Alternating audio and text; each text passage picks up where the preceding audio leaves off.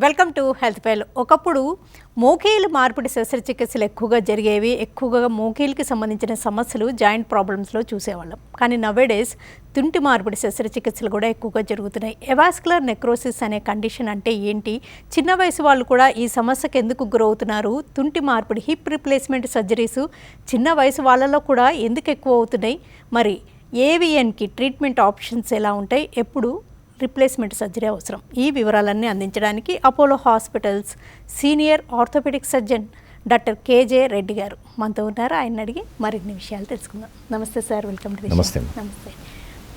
ఈ తుంటి మార్పిడి శస్త్రచికిత్సలు అనేవి ఈ మధ్య చాలా ఎక్కువగా పెరిగాయని మీ డాక్టర్స్ చెప్తున్నారు కదండి, ఎందుకంటారు? అది వెరీ ఇంట్రెస్టింగ్ టాపిక్ అమ్మాయి. ఇంతకుముందు మన ఇండియాలో జనరల్లీ 50 కాదు 80% నీ రీప్లేస్మెంట్ అయ్యేది, 20% హిప్ రీప్లేస్మెంట్ అయ్యేది. అదే వేరే కంట్రీలో అంటే అమెరికాలో కానీ యూరోప్లో కానీ 50-50 అవుతుంది.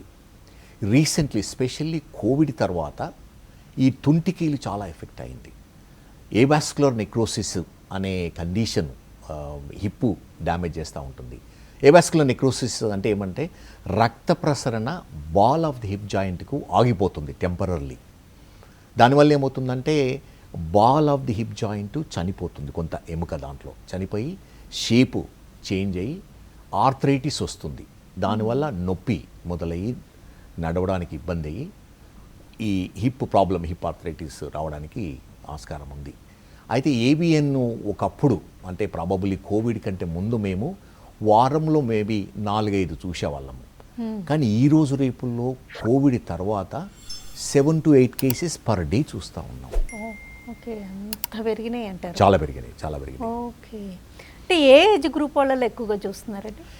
ఇది ఇప్పుడు యంగ్ గ్రూపుల్లో వస్తుంది, బిట్వీన్ 20 to 40-50 ఇయర్స్లో. ఇంతకుముందు ఏబిఎన్ అనేది జనరల్లీ ఆల్కహాల్ వల్ల కానీ స్టీరాయిడ్స్ వల్ల కానీ అండ్ కొన్ని blood conditions, blood clotting, haemophilia కండిషన్స్లో ఏబిఎన్ వచ్చేది. దాని తర్వాత ఆర్థరైటిస్ వచ్చేది.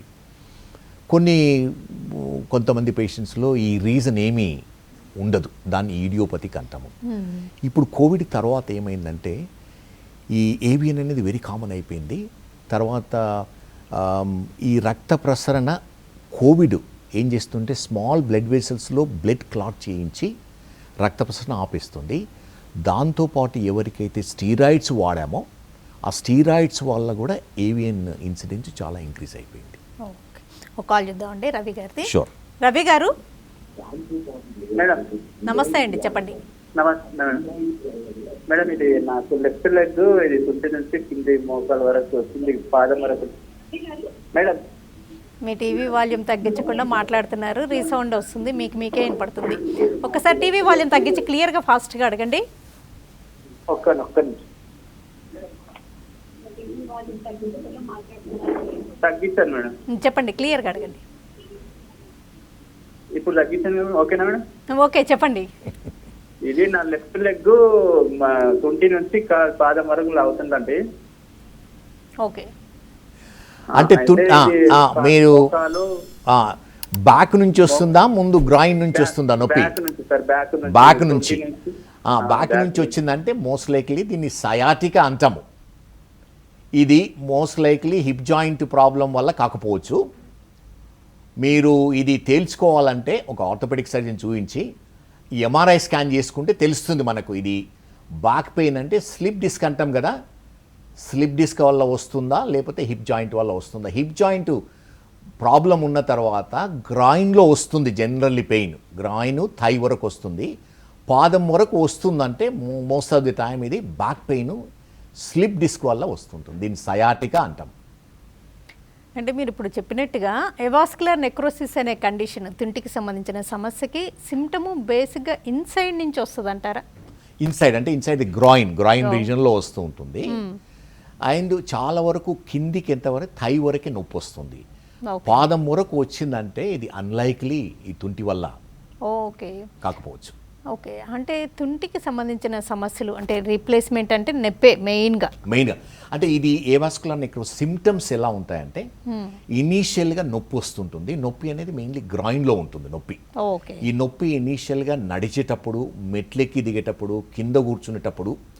అండ్ ఎర్లీ సిమ్టమ్స్ ఎలా ఉంటుందంటే క్రాస్ లెగ్లో కూర్చోలేరు. ఒకే సైడ్ వచ్చింది అనుకోండి, రైట్ సైడ్ వస్తే రైట్ సైడ్ క్రాస్ చేయలేరు లెగ్, లెఫ్ట్ సైడ్ క్రాస్ చేయగలుగుతారు. కింద స్క్వాటింగ్ పొజిషన్లో కూర్చోలేరు. మెట్లు ఎక్కడి దగ్గరలో కొంచెం ఇబ్బంది అవుతుంది. అదే కొంచెం సివియర్గా అయినప్పుడు ఎనీ టైప్ ఆఫ్ వాకింగ్ ఇబ్బంది అవుతుంది. ఇంకా సివియర్ వచ్చి ఆర్థరైటిస్ వస్తే రెస్ట్ పెయిన్, నైట్ పెయిన్ వస్తుంది. కానీ మోస్ట్ ఆఫ్ ది పెయిన్ ఎలా ఉంటుందంటే గ్రాయిన్ రీజన్లో, థై రీజన్లో వస్తుంది, తుంటి వల్ల వచ్చే ప్రాబ్లం. ఓకే, అంటే ఒక సీనియర్ ఆర్థోపెడిక్ సర్జన్గా అంటే మీరు కూడా చాలా చేస్తున్నారు కదండి ఈ రీప్లేస్మెంట్ సర్జరీస్. మీరు గమనిస్తే అంటే వాళ్ళకి కోవిడ్ రావడం, స్టెరాయిడ్స్ వాడడం ఇలాంటి హిస్టరీ ఉన్నట్టుగా చూస్తున్నారా? చాలా వరకు చూస్తున్నాం. చాలామంది వచ్చేవాళ్ళు, ఎందుకంటే ఫస్ట్ కోవిడ్ వేవ్లో ఏమంటే మనకు అర్థం కాలేదు.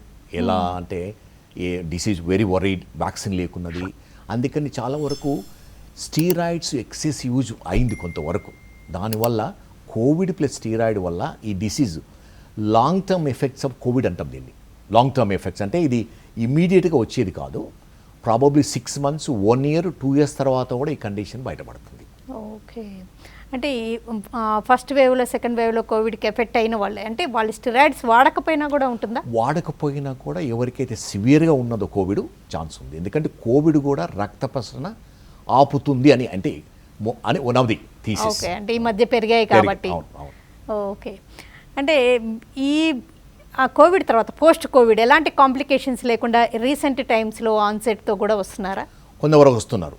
వీళ్ళు జనరల్ ఎలా అంటే హిస్టరీ ఆఫ్ కోవిడ్ ఉండదు, కానీ హిస్టరీ ఆఫ్ ఆల్కహాల్ తీసుకోవడము, స్టీరాయిడ్స్ అంటే వేరే కండిషన్స్ కూడా స్టీరాయిడ్స్ యూజ్ చేస్తూ ఉంటాం. ఎలా అంటే స్కిన్ కండిషన్స్కు, తర్వాత కొన్ని అలర్జీస్కు, ఆస్తమా, కొన్ని వేరే డిసీజెస్కు స్టీరాయిడ్స్ యూజ్ చేస్తారు. ఇది అన్ఫార్చునేట్లీ ఎలా అంటే మనము డోసుకు, డ్యూరేషన్కు సంబంధం ఉండదు. షార్ట్ డ్యూరేషన్ తీసుకున్న వాళ్ళకు కూడా ఒకసారి ఇది ఏవియన్ అనేది రావడానికి ఆస్కారం ఉంది.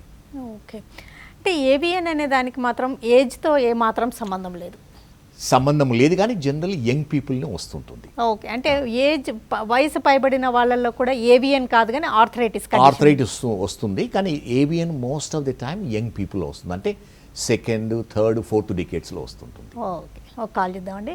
హలో హలో, నమస్తే అండి, చెప్పండి.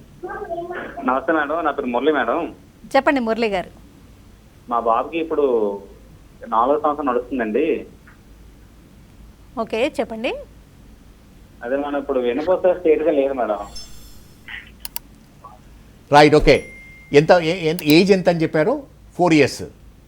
4 years అండి. ఇక ఫిబ్రవరి 17 వస్తే 5 వస్తుంది మేడం, 4 కంప్లీట్ అయ్యి. ఓకే, అది ఇది వెన్నెముక ప్రాబ్లము. స్పైన్ స్పెషలిస్ట్తో చూయించుకోవాలి. ఈ తుంటి ఎముకకు సంబంధించిన ప్రాబ్లం కాదు. మీరు స్పైన్ స్పెషలిస్ట్ ఉంటారు, చాలామంది ఉంటారు, వాళ్ళకి వెళ్ళి చూస్తే ప్రాబబ్లీ ఎక్స్రేస్, ఎంఆర్ఐ స్కాన్ చేసి ఏ రీజన్ వల్ల ఈ విధంగా అయిందో, బై బర్త్ వచ్చిందా లేకపోతే డ్యూరింగ్ గ్రోత్ వచ్చిందా డిసైడ్ చేసి అప్రాప్రియేట్ ట్రీట్మెంట్ తీసుకోవడానికి పాసిబిలిటీ ఉంది.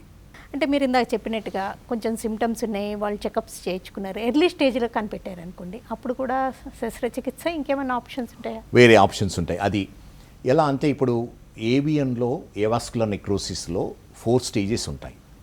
Stage 1 to Stage 4. Stage 1, 2లో తక్కువ సిమ్టమ్స్ ఉంటాయి. మెయిన్లీ లిటిల్ లిమిటేషన్, అంటే క్రాస్ లెగ్ చేయడము, మెట్లు ఎక్కడము, కింద కూర్చోవడము, షూ లేస్ టై చేసుకోవడము కొంచెము ఇబ్బందికరంగా ఉంటుంది. ఆ స్టేజ్లో ఒకవేళ డాక్టర్ దగ్గరికి వచ్చి ఏమవుతుందంటే మోస్ట్ ఆఫ్ ది టైం వీళ్ళు డాక్టర్ దగ్గరికి వస్తారు, ఎక్స్రేస్ తీస్తారు. X rays majority of the Stage 1, 2లో నార్మల్గా ఉంటాయి. సో దాంతోపాటు ఏమవుతుందంటే కొంతవరకు నెగ్లెక్ట్ కావడానికి పాసిబిలిటీ ఉంది. సో ఎవరికైతే నొప్పి వచ్చి, గ్రాయిన్ పెయిన్ వచ్చి ఎక్స్రేస్ నార్మల్ ఉన్నాయో కంపల్సరీ వాళ్ళు ఎంఆర్ఐ స్కాన్ చేయించుకోవాల్సి ఉంటుంది. స్పెషల్లీ ఎవరికైతే కోవిడ్ వచ్చిందో, ఎవరిలో స్టీరాయిడ్స్ తీసుకున్నారో అది చేయించుకోవాల్సి ఉంటుంది. ఒకవేళ మనం Stage 1, 2లో డయాగ్నోసిస్ చేయగలిగితే Stage 1లో ఉన్న వాళ్ళకు కంప్లీట్లీ అంటే మినిమల్ సిమ్టమ్స్ ఉంటే మెడిసిన్స్తోని, ఫిజియోథెరపీతోని చాలా వరకు మానిటరింగ్ చేస్తూ కంట్రోల్ చేయొచ్చు. ఓకే. చాలా వరకు అది రిప్లేస్మెంట్ కానీ ఎనీ ఆపరేషన్ లేకుండానే చేయడానికి వీలవుతుంది. ఎవరికైతే స్టేజ్ 2, 3 మధ్యన ఉందో వాళ్ళకు ఇనీషియల్గా మనము కోర్ డికంప్రెషన్ డీకంప్రెస్ చేసేవాళ్ళము హిప్ జాయింట్ను. తర్వాత కోర్ డికంప్రెషన్ బీమ్యాక్ అని చేసేవాళ్ళం, అంటే బోన్ మ్యారో యాస్పిరేట్ చేసి హిప్ జాయింట్లో ఇంజెక్ట్ చేసేవాళ్ళము. ఇప్పుడు 3rd జనరేషన్ ట్రీట్మెంట్ అంటాము కొంతవరకు, అంటే స్టెమ్ సెల్ ట్రీట్మెంట్. ఏం చేస్తామంటే బోన్ మ్యారో నుంచి సెల్స్ తీసేసి ల్యాబ్కు పంపించి స్టెమ్ సెల్స్, అంటే బోన్ స్టెమ్ సెల్స్, ఆ specific line stem cells grow చేసి అబౌట్ 4 మిలియన్ సెల్స్ గ్రో అయిన తర్వాత 4 to 6 వీక్స్ టైం పడుతుంది. హిప్ జాయింట్లో ఇంజెక్ట్ చేస్తాం. ఎలా అంటే అండర్ ఎక్స్రే కంట్రోల్. ఎక్కడైతే డెడ్ బోన్ ఉందో ఆ డెడ్ బోన్ అంతా తీసేసి ఈ స్టెమ్ సెల్స్ లోపల ఇంజెక్ట్ చేస్తాము. దానివల్ల స్టేజ్ 2, స్టేజ్ 1 బిట్వీన్ ఉన్న వాళ్ళకు about 80% of the hip joints save చేయగలుగుతున్నాము. అంటే రిప్లేస్మెంట్ లేకుండా వాళ్ళ సొంత జాయింట్ సేవ్ చేయడానికి పాసిబిలిటీ ఉంది. ఓకే. సో అది దట్స్ అయితే ఆ స్టేజ్లో మనం డయాగ్నోజ్ చేయగలిగితే it's a good thing for the patients. Okay. Srinivas గారు కాల్ చేద్దామండి. శ్రీనివాస్ గారు, హలో. Good evening madam. నమస్తే అండి, చెప్పండి శ్రీనివాస్ గారు. మేడం డాక్టర్ గారితో ఒకసారి మాట్లాడదాం. చెప్పండి, వింటున్నాను. చెప్పండి సార్, నా పేరు శ్రీనివాస్ అండి. చెప్పండి. నా ఏజ్ 42. రైట్. నాకు యాక్చువల్గా ఈ లోవర్ గ్రోయిన్ లో రైట్ సైడ్ పెయిన్ వస్తూ ఉండేది సార్. అది okay 2 years back. So fortunately అది నేను స్టేజ్ 2లో ఉంటుంది కానీ తెలుసుకున్నాను సార్ నేను అది. ఓకే. ఎంఆర్ఐ స్కాన్ చేశారు. ఓకే. ఇప్పుడు లెఫ్ట్ సైడ్ వచ్చేసి స్టేజ్ 1 అని అన్నారు, రైట్ సైడ్ వచ్చేసి స్టేజ్ 2 అయింది సార్ అది. ఓకే. ట్రీట్మెంట్ ఏమైనా తీసుకున్నారా? సార్ కోర్ డీకంప్రెషన్ చేసి ఉన్నాను సార్ అది. రైట్. అంటే ఓన్లీ కోర్ డికంప్రెషనా, ఏమన్నా ఇంజెక్ట్ చేశారా సెల్స్? లేదు sir, only core decompression sir. ఆహాహా. సో ఒకప్పుడు అదే ఉండేది స్టాండర్డ్ ట్రీట్మెంట్, కానీ దానికంటే కొంచెం అడ్వాన్స్ ట్రీట్మెంట్ ఇది స్టెమ్ సెల్స్ ఇంజెక్ట్ చేయడము. ఒకవేళ ఇంకో సైడ్ మీకు స్టేజ్ 1 అన్నారు కదా, స్టేజ్ 1 సైడ్ సిమ్టమ్స్ లేకుంటే ప్రాబబ్లీ ఏ ట్రీట్మెంట్ అవసరం ఉండదు. కొన్ని మెడిసిన్స్ ఉంటాయి, మీరు ఆర్థోపెడిక్ సర్జన్ కన్సల్ట్ చేస్తే మీకు ఆ మెడిసిన్స్ ఇస్తారు. ఈ కోర్ డీకంప్రెషన్ స్టేజ్ కూడా ప్రాబబ్లీ ఇంకో రిపీట్ ఎంఆర్ఐ స్కాన్ చేస్తే దాన్ని బట్టి whether your suitable for stem సెల్సా డిసైడ్ చేయడానికి వీలవుతుంది. ఈ స్టెమ్ సెల్ ట్రీట్మెంట్ తోటి వాళ్ళకి ఆ సిమ్టమ్స్, ఆ ప్రాబ్లమ్స్ నుంచి రిలీఫ్ అనేది ఎన్ని రోజుల్లో ఉండొచ్చు అంటారు? జనరల్లీ అది గుడ్ క్వశ్చన్. ఈ స్టెమ్ సెల్స్ ఎలా అంటే ఇంజెక్ట్ చేసి ఫైబ్రిన్ గ్లూలో ఇంజెక్ట్ చేస్తాము. జనరల్లీ మనకు ఫస్ట్ స్టేజ్ 6 months తర్వాత 12 months, 18 months, 2 years. 2 years వరకు ఆ స్టెమ్ సెల్స్ హిప్ జాయింట్లో కొంతవరకు యాక్టివిటీ చూపిస్తుంటాయి. సో ఎండ్ రిజల్ట్ ఆ హిప్ జాయింట్ సేవ్ అయిందా, దానివల్ల బెనిఫిట్ అయిందా మనకు 2 years తర్వాత తెలుస్తూ ఉంటుంది. ఓకే. వాళ్ళకి అంటే స్లోగా ఇంప్రూవ్మెంట్ అవుతుంది. ఆ మెయిన్ టైం వాళ్ళు ఇంకా ఎలా మేనేజ్ చేయాలి పెయిన్? జనరల్లీ ఎలా అంటే కొంత ఇనీషియల్ ట్రీట్మెంట్ అప్పుడు ఇంపాక్ట్ యాక్టివిటీ చేయకూడదు. అంటే ఇనీషియల్ ఆపరేషన్ తర్వాతనేమో వెయిట్ బేరింగ్ చేయకూడదు, దానిపైన వాకర్తో కానీ క్రచెస్తో నడవలసి ఉంటుంది 6 weeks వరకు. 6 weeks తర్వాత 3 months వరకు ఇంకా ప్రొటెక్ట్ చేయాలి. 3 months తర్వాత కూడా, ఎందుకంటే ఇది డెడ్ బోన్ అయినప్పుడు ఏమవుతుందంటే ఆ షెల్ చాలా వీక్గా ఉంటుంది. Impact activities running, jumping, sports చేయడం వల్ల ఏమవుతుందంటే 2-wheeler బైక్ డ్రైవ్ చేయడం వల్ల దాని మీద ఇంపాక్ట్ పడి హెడ్ కొలాప్స్ అయ్యి shape of the head change అయ్యి ఆర్థరైటిక్ చేంజెస్ రావడానికి ఛాన్స్ ఉంటుంది. సో ఆ యాక్టివిటీస్ అవాయిడ్ చేయాలి 2 years వరకు. ఓకే. నెక్స్ట్ కాల్ చేద్దామండి. హలో. నమస్కారం మేడం. నమస్తే అండి, చెప్పండి. అప్పలానా మేడం? చెప్పండి అప్పారావు గారు. టీవీ యాడ్ వస్తుంది మేడం, అదేనా? TV5. అది చెప్పండి. హిప్ ప్రాబ్లం ఉంటే ఆన్సర్ చేద్దామని. మీకేమన్నా తుంటి? మన మిసెస్ కు మోకాల నుంచి కింది వరకు బాగా నడుము వరకు నొప్పి ఉంటుంది మేడం. మోకాల నుంచి నడుము నుంచి మోకాల వరకు సార్ ఆమెకు ఏమి 2 మోకాళ్ళు మెట్లు ఎక్కని రాదు. రైట్. అవును, కొంచెం నిలబడాలంటే ఇబ్బంది ఉంది సార్. అది అంటే మోకాళ్ళ ప్రాబ్లము మోస్ట్ లైక్లీ. ఎంత వయసు ఎంత అని చెప్పారు? 50 సార్. 60. 50 సంవత్సరాలు. అయితే మోకాళ్ళ అరుగుదల వల్ల ఈ ప్రాబ్లం రావడానికి ఛాన్స్ ఉంది. మెట్లెక్కడము ఇబ్బంది, కింద కూర్చోవడం ఇబ్బంది ఉండడం అంటే మోకాళ్ళ ప్రాబ్లం, ఆర్థరైటిస్ ప్రాబ్లము. మీరు ఈ ఆర్థరైటిస్కు చాలా ఇనిషియల్ స్టేజెస్లో మెడిసిన్స్, ఫిజియోథెరపీతోనే తక్కువ అవ్వడానికి వీలవుతుంది. కానీ ఈ ఆర్థరైటిస్ ఏ స్టేజ్లో ఉందో మీరు డాక్టర్ని కలిసి ఎక్స్రే తీయడం వల్ల తెలుస్తుంది. దాని నుంచి మనము ట్రీట్మెంట్ డిసైడ్ చేయడానికి వీలవుతుంది. మీరు ఇప్పుడు చెప్తూ ఉన్నారు తుంటి మార్పిడి శస్త్రచికిత్స బదులుగా ముందుగా ఇనిషియల్ స్టేజెస్లో అయితే ఒకప్పుడు కోర్ డీకంప్రెషన్ చేసేవాళ్ళు, ఇప్పుడు స్టెమ్ సెల్ ఇంజెక్షన్స్ అని. అంటే 3rd, 4th స్టేజెస్ అయితే ఇంకా సర్జరీనేనా? జనరలీ 3rd స్టేజ్లో ఉందనుకోండి, 3rd స్టేజ్లో probably initial 3rd stage 3A అంటాము. అంటే మనము ఎలా అంటే హిప్ జాయింట్ బాల్ చాలా స్ఫెరికల్గా ఉంటుంది, రౌండ్గా ఉంటుంది. అది ఎన్ని రోజులు రౌండ్గా ఉన్నదో అన్ని రోజులు మనకు ఆర్థరైటిస్ రాదు. ఎప్పుడైతే దాని షేప్ చేంజ్ అవుతుందో అప్పుడు ఏమవుతుందంటే సాకెట్లో ఫ్రిక్షన్ వచ్చి, ఇర్రెగ్యులర్ ఫ్రిక్షన్ వచ్చి ఆర్థరైటిస్ వస్తుంది. స్టేజ్ 3, అడ్వాన్స్ స్టేజ్ 3, స్టేజ్ 4 ఉందంటే ప్రాబబ్లీ ఈ స్టెమ్ సెల్స్ పనిచేయవు. ఆర్థరైటిస్ వచ్చిన తర్వాత రిప్లేస్మెంటే అవసరం ఉంటుంది. అండ్ రిప్లేస్మెంట్ ప్రాబబ్లీ ఇమీడియట్గా అవసరం ఉండదు. వాళ్ళ యాక్టివిటీ లెవెల్ని బట్టి, అంటే పెయిన్ లెవెల్, పెయిన్ సివియారిటీ ఏ స్టేజ్లో అంటే ప్రాబబ్లీ రొటీన్ యాక్టివిటీస్లో అంత ఇబ్బంది లేకుంటే అవసరం లేదు. ఎప్పుడైతే severe pain, rest pain, night pain, day to day activities చేయలేకపోతారో అప్పుడు రిప్లేస్మెంట్ అవసరం ఉంటుంది. కాల్ చేద్దామండి. హలో హలో, నమస్తే, చెప్పండి. నా పేరు అనిల్ అండి. చెప్పండి అనిల్ గారు, మీకు క్వశ్చన్ అడగండి. నాకు 2 సైడ్ బోత్ అండి. చెప్పండి, మళ్ళీ చెప్పండి, ఏమన్నారు? బోత్ హిప్స్ నాకు స్టేజ్ 2 ఉందండి. Right, okay, both sides. Both side okay. అదే నేను ఏవియంతో సఫర్ అవుతున్నాను సార్ అట్లా. రైట్, అంటే ఏమైనా ట్రీట్మెంట్ తీసుకున్నారా మీరు? తీసుకున్నాను సార్ నేను. అంటే ఆపరేషన్ ట్రీట్మెంటా లేకపోతే మెడిసిన్ ట్రీట్మెంటా? ఆపరేషన్ ట్రీట్మెంట్ తీసుకున్నాను సార్. ఏ ఆపరేషన్ చేశారు మీకు? అది stem cell therapy sir. Stem cells అంటే బోన్ మ్యారో నుంచి ఆస్పిరేట్ చేసి స్టెమ్ సెల్స్ గ్రో చేశారా లేకపోతే ఇమీడియట్గా ఇంజెక్ట్ చేశారా? లేదు సార్, 2-3 మంత్స్ ల్యాబ్లో దాన్ని రీగ్రో చేసి. Right, okay. ఇప్పుడు ఎన్ని రోజులు అయింది స్టెమ్ సెల్ ట్రీట్మెంట్ తీసుకొని? 6 months, 7 months అవుతుంది సార్. రైట్, ఇప్పుడు ఎలా ఉంది? అది మళ్ళీ ఇప్పుడు స్టేజ్ 3కి వచ్చింది సార్, మళ్ళీ ఇప్పుడు రైట్. అవునా, రైట్, ఓకే. సో అయితే ఒక్కొక్కసారి అంటే ఇది సక్సెస్ రేటు 100% ఉండదు. ఎలా అంటే ఒకసారి జాయింట్కు క్లోజ్గా ఉందనుకోండి డ్యామేజ్డ్ బోను, అది కొలాప్స్ అయ్యి నెక్స్ట్ స్టేజ్కి వెళ్తుంది. అండ్ 20% వాళ్ళలో జనరల్గా ప్రోగ్రెస్ అవుతుంది. అంటే మీలో స్టేజ్ 3 ఉందంటే ప్రాబబులీ డాక్టర్ని చూపించుకొని అంటే ఇమీడియట్గా ఏమీ అవసరం ఉండదు. కొన్ని మెడిసిన్స్, ఫిజియోథెరపీ, కొంచెం మాడిఫికేషన్ ఆఫ్ మీ యాక్టివిటీ చేయడం వల్ల దీన్ని ప్రొలాంగ్ చేయడానికి వీలవుతుంది. ఓకేనండి డాక్టర్ కేజే రెడ్డి గారు, థ్యాంక్స్ ఎలాట్ అండి. Thank you.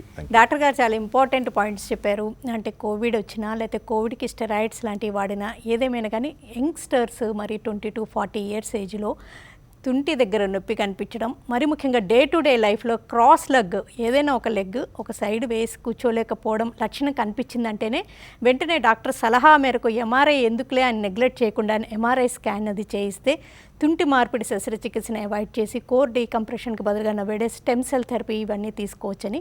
అయితే ఈ సమస్యను గుర్తించడం లేట్ అయ్యే కొద్దీ హిప్ రీప్లేస్మెంట్ సర్జరీ తప్పనిసరి అవుతూ ఉంటుందని. అయితే ఈ లక్షణాలను కనిపిస్తే మాత్రం నెగ్లెక్ట్ చేయకుండా ఒకసారి డాక్టర్ సలహా తీసుకుంటే చాలా మంచిదని Apollo hospitals senior orthopaedic surgeon doctor KJ Reddy గారు తెలియజేశారు. ఇది వాళ్ళ health file. Keep watching TV5.